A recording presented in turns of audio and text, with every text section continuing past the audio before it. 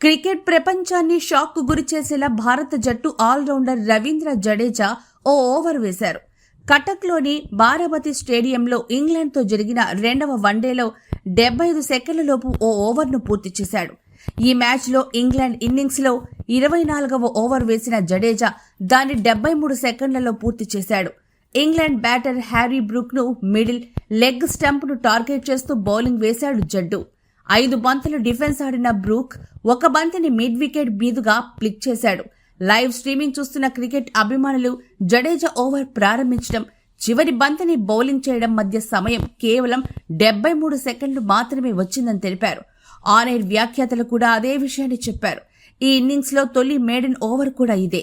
Social మీడియాలో చాలా మంది అభిమానులు దీన్ని గుర్తించి జడేజా నైపుణ్యాలను ప్రశంసించారు. ఈ మ్యాచ్లో జడేజా 10 ఓవర్ల పాటు బౌలింగ్ చేసి 35 పరుగులు మాత్రమే ఇచ్చి 3 వికెట్లు తీశాడు.